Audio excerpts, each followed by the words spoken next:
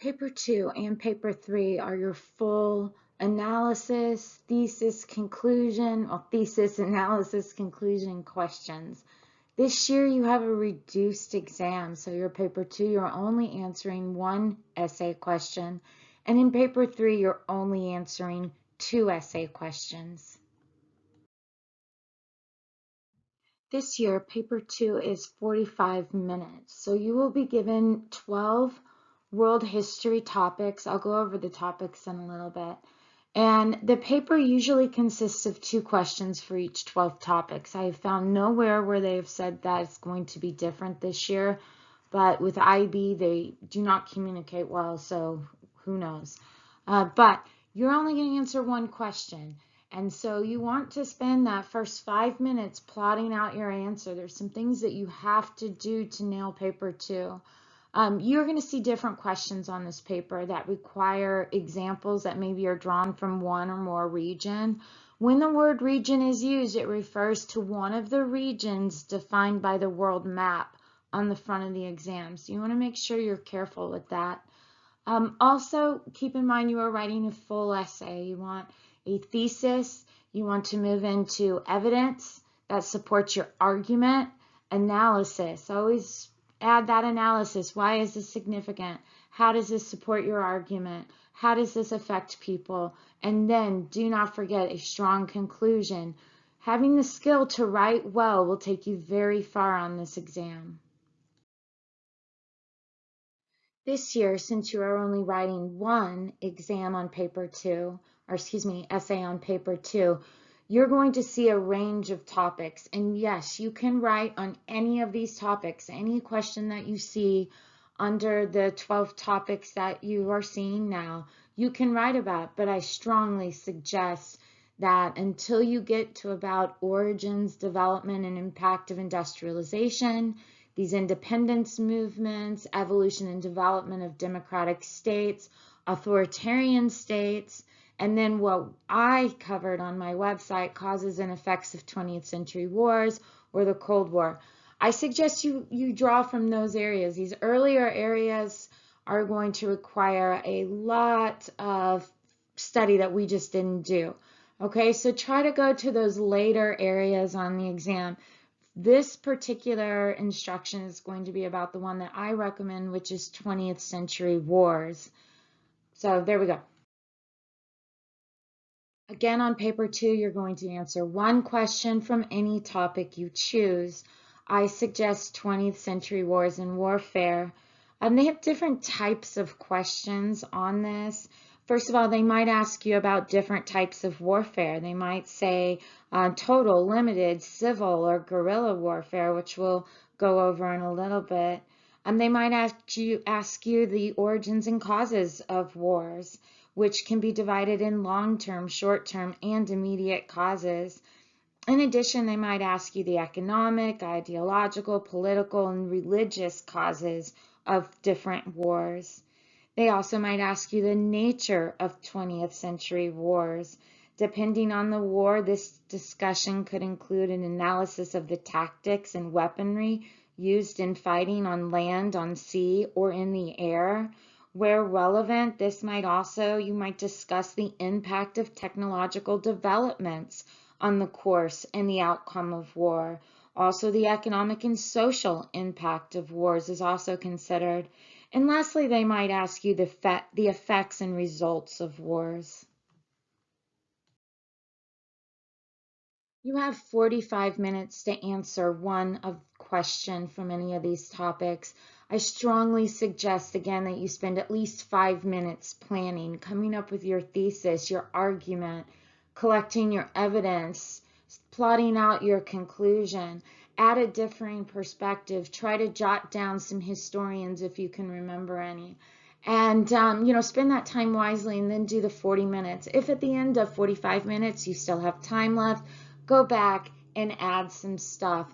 You can always draw an arrow from a sentence over to the margin and write up on the margin. IB allows that, so you can always add stuff if you come up with a thought later. Just write it really small on the side of the exam. The first thing you want to do is read that question. Know what you are answering. To receive full marks, answers must be clearly focused responses, showing a high degree of awareness of the demands of the question. Where appropriate, answers may challenge the question successfully.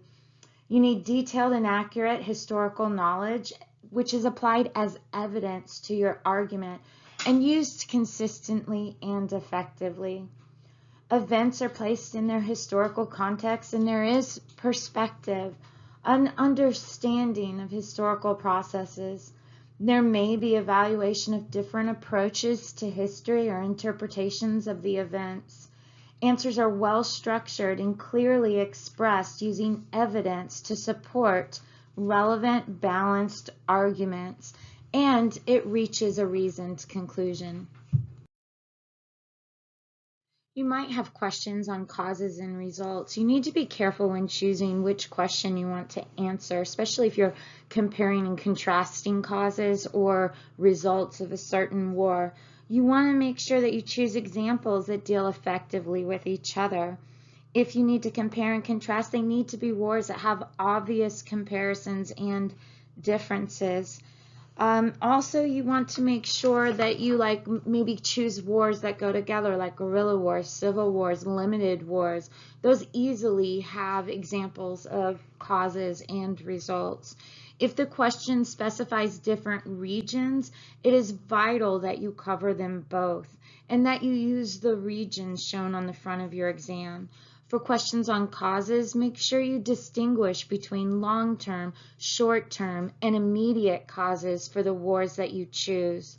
Also, where appropriate, identify economic, political, social, and religious causes.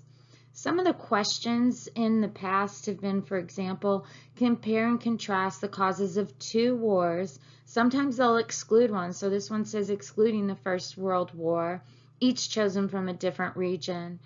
Another question is analyze the results of two wars, each chosen from a different region. A third question is how far is it true to say that economic resources rather than a belief in a cause wins wars? And a fourth example is wars create more problems than they solve. That's a quote. Discuss this claim with reference to the causes and results of two wars, each chosen from a different region during the 20th century. For any questions specifically on total war, your best examples are World War I and World War II. Note that World War II includes the war in the Pacific, which can be used as an example of a war in Asia if you need a different region from Europe. For a question that asks about the contribution of civilians or propaganda to wars, you can choose any war for which you can give good examples. Some examples of total war questions are as follows. What do you understand by total war? Select one 20th century war to illustrate your understanding. Or evaluate the contribution made towards the war effort by civilians on both the home front and the battlefront in two wars, each chosen from a different region. Another question is examine the effects of war and the fear of war on civilian population of two countries, each chosen from a different region. Or analyze the use and effects of propaganda in two wars, each chosen from a different region. An example of a question on a limited war is this. For what reasons and with what results was limited warfare a feature of the second half of the 20th century? So you might look at the reasons for a limited war. That could be within the Cold War, right? You get the aims of limited war, nuclear weapons, the role of superpowers, the role of the United Nations, geography, the role of democracy, the role of the Cold War and of media. All of that could have caused limited warfare post-1950. If you're looking at the results, you could look at limited use of weapons, limited casualties, limited length, limited cost to economy, limited international impact, limited involvement of civilians, limited impact on the home front, limited peace terms or no peace treaty at all, as in Korea, and swift restoration of diplomatic links. Some other questions that we find is define the term limited war with reference to two wars, each from a different region. Explain why they remained limited. Or a quote, no 20th century war could be called a limited war. To what extent do you agree with this assertion? You might get questions on civil wars. Again, an example of that is analyze the causes of two 20th century civil wars, each chosen from a different region. Again, with causation questions such as this, it is important not to get caught up in the description of the lead up to each war.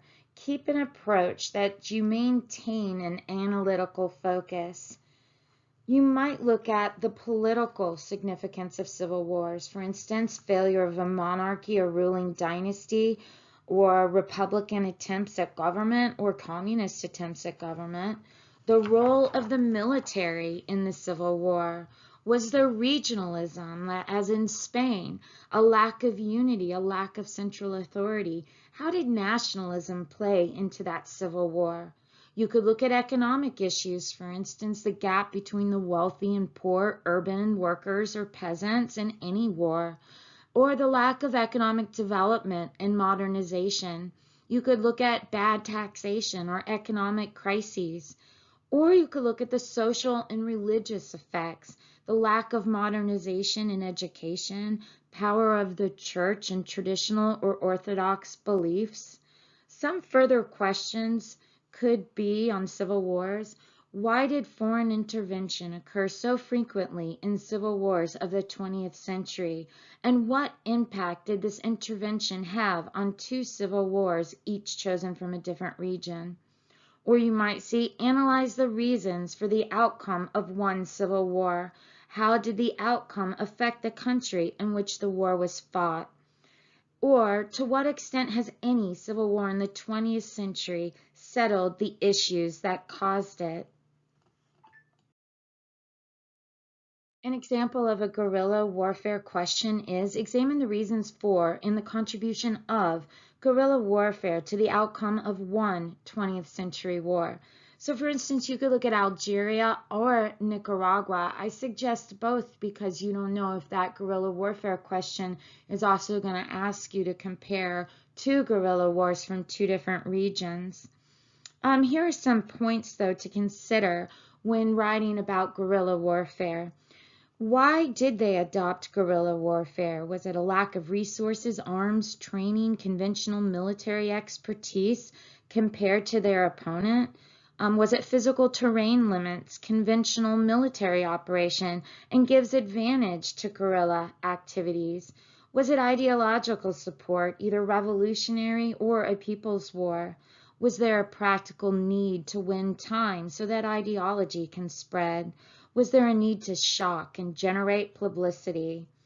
Was there an opposing side's aversion to a long war or local traditions of resistance to authority?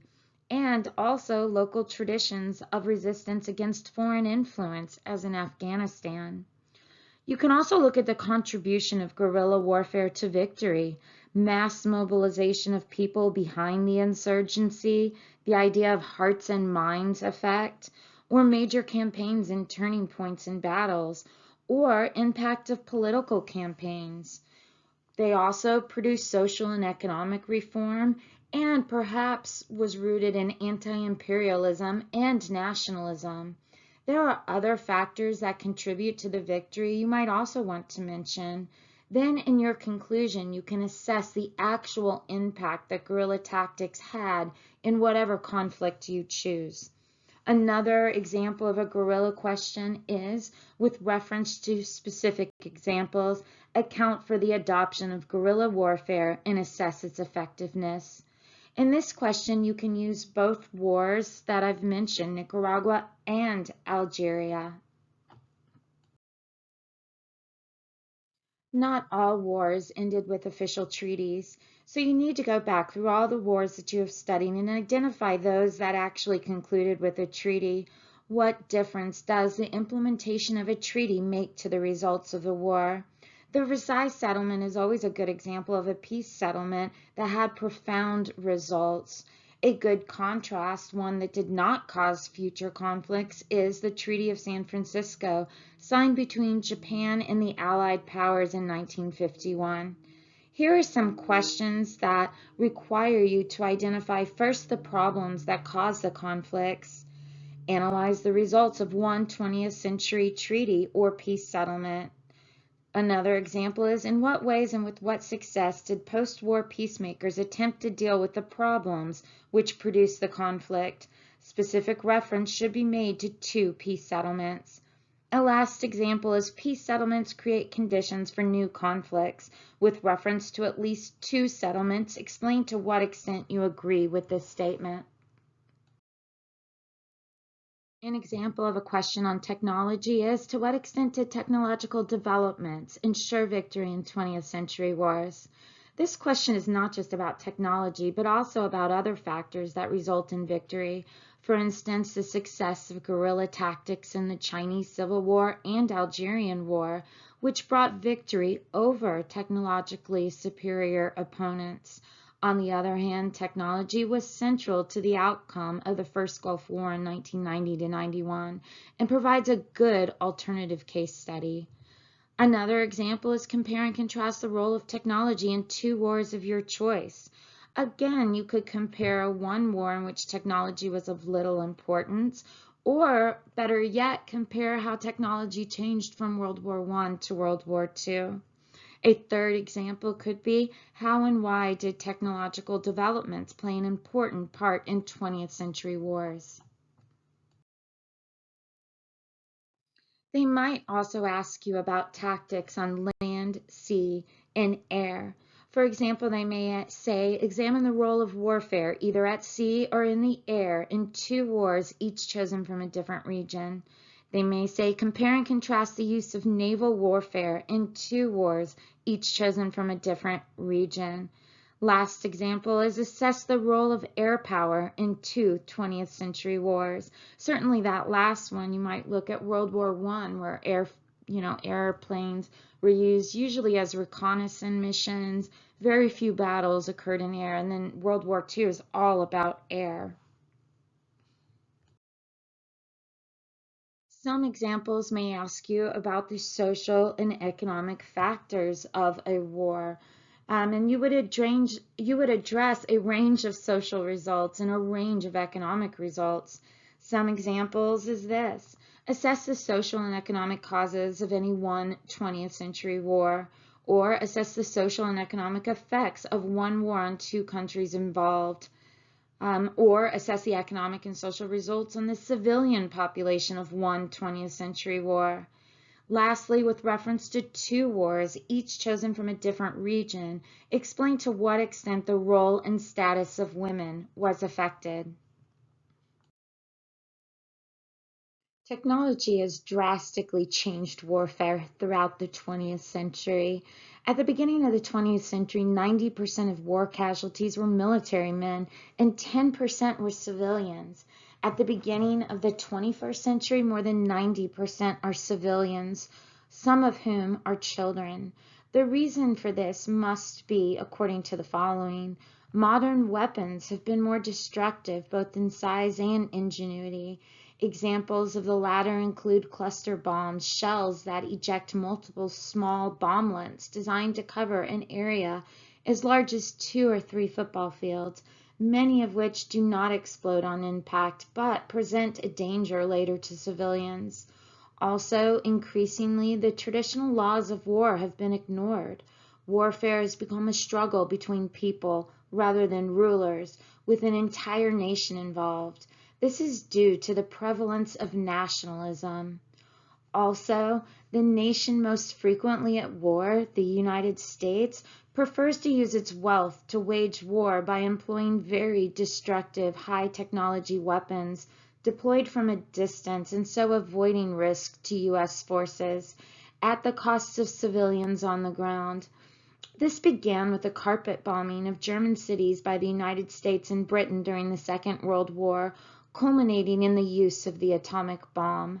Other wars in which the U.S. was largely relied upon bombing to achieve its aims include the Vietnam War and recent wars in the Balkans and the Middle East. Also, attacks upon civilians are encouraged by racist attitudes towards the enemy, such as the Nazi attitudes towards Eastern Europeans during the Second World War, or the American attitudes toward the Vietnamese during the Vietnam War. American attitudes towards the Iraqis during the Iraq War, and Israeli attitudes towards the Lebanese during their periodic attacks upon Lebanon. There is sometimes a desire deliberately to terrorize the population on the other side. For example, in the carpet bombing of German cities by the US and Britain during the Second World War, and in the aptly named Operation Shock and Awe, which gave the name away, which Americans launched upon Iraq in 2003. Lastly, civilians and civilian infrastructure is being deliberately targeted. The bombing of power stations, bridges, hospitals is clearly designed to deny food and medical assistance to the population under attack. Some moves have been made to counter this trend, of which the most important is probably the establishment of the International Criminal Court, or ICC, located in The Hague in the Netherlands. Unfortunately, the most likely offenders, the United States, Russia, and Israel, refuse to accept its jurisdiction. In preparing for paper 2, you must remember that the questions will require analysis. For this reason, no question will require the simple narration of events of the course of a war. If you think that it does, you have almost certainly misunderstood the question. In preparing to answer a question, remember that it requires analysis. Analysis in the question usually comes in the form of A, causes of war, or the nature of war, or the quality of leadership of the protagonist, or why the winning side won or the losers lost, or the effects, consequences, results of the war, or the significance of the war, or all of the above. You may be asked to choose a war of a certain type in order to answer the question, like a civil war. It's important to remember that these aren't always exclusive. For example, a single war could both be a civil war, a revolution, and a proxy war, or both a war of decolonization and an asymmetrical war. Such descriptions may be a matter of controversy. The safest thing to do is begin your essay by defending your choice of war or wars, and by arguing that that war you chose to write about is in fact being appropriately described. If you are asked to write about a civil war and you choose the Spanish Civil War, you must show why that conflict can rightly be regarded as a civil war. Questions requiring you to provide the causes of a war should be answered in such a way that you distinguish clearly between the pretexts and the causes.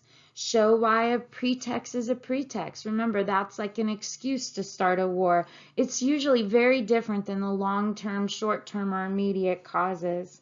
List all the causes. Make sure you know what a long-term cause is, what a short-term cause is, what is an immediate cause, and classify those as you write. Also, you want to show some comparison of historiography that will justify it. Remember that all causes historians have generally considered need to be referred to, even if you think they were not important. If you think that they were not important, you must explain why. Beware of technical questions. A good mark will require specialist technical knowledge, such as technical details, which are not found in ordinary history books.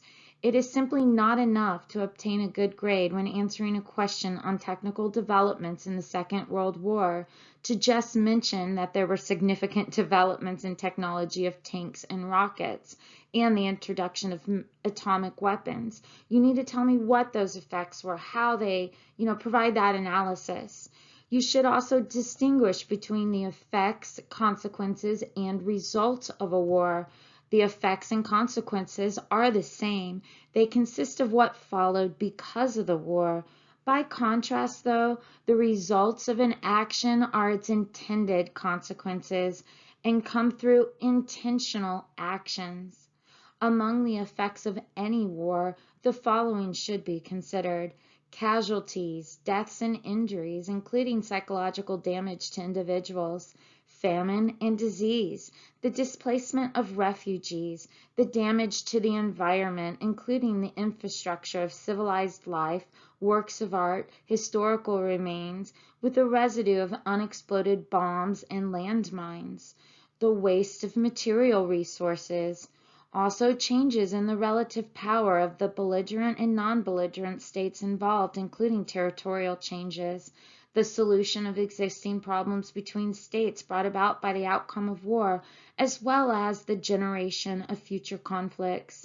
You can also look at the effects of the resolution or general of social conflicts with the belligerent countries occasioned by the war, or consequent coups, as in Nicaraguan civil war, or revolutions that occurred because of the war.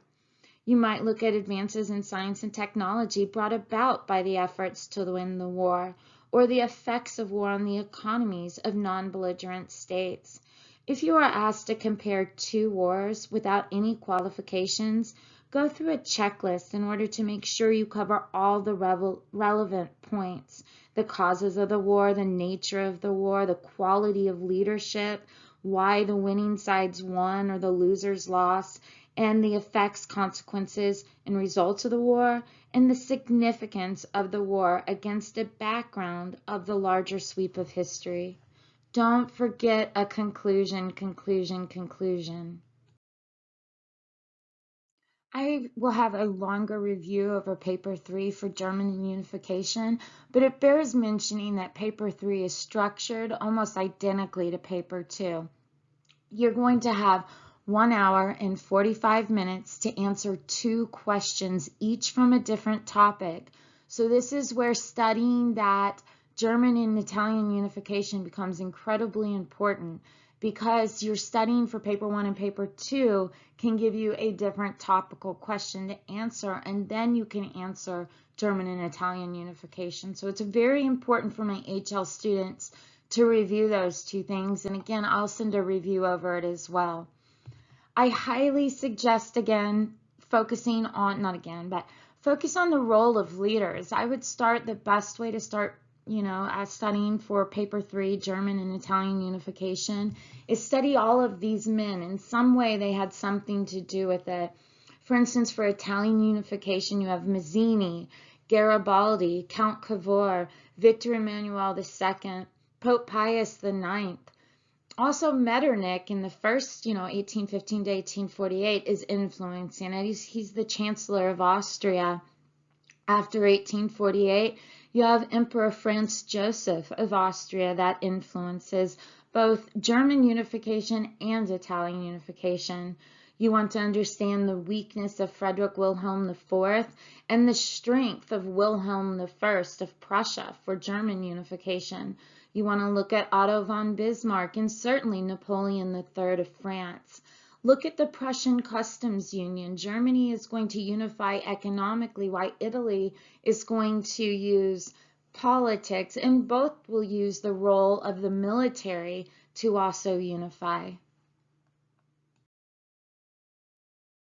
I know it seems like a lot of information, but my best advice is to write with confidence and conviction. Understand that if you know the causes of one war, you know any war, like for instance, World War II, the rise of Japan, the rise of Germany, the rise of Italy, all of that was due to the Great Depression. So you already know an economic factor for most wars. Then after World War II, you get all these independence movements that were caused by imperialism of the great powers. World War II destroyed those great powers, except for 2, the United States and the Soviet Union. So once you know that most wars post-1950 were decolonization wars, which could also be civil wars, which could also be limited wars, because all wars after World War II were limited wars. So as long as you keep this in mind, that people fought for the same reasons, that sometimes they had peace, sometimes they didn't, that some conflicts led to the others, you can plug those in for whichever choice. I highly suggest reviewing the Spanish Civil War, the Algerian War, and World War II, and if you get a chance, even World War I. I know you can do this. The best thing you can do is structure, structure, structure. Come up with a thesis, line up your evidence, always go to analysis. If you overanalyze something because you don't have the facts, you're going to score better than just listing a bunch of facts you memorized. And then lastly, like the title of this slide says, write your conclusion. Good luck, my loves.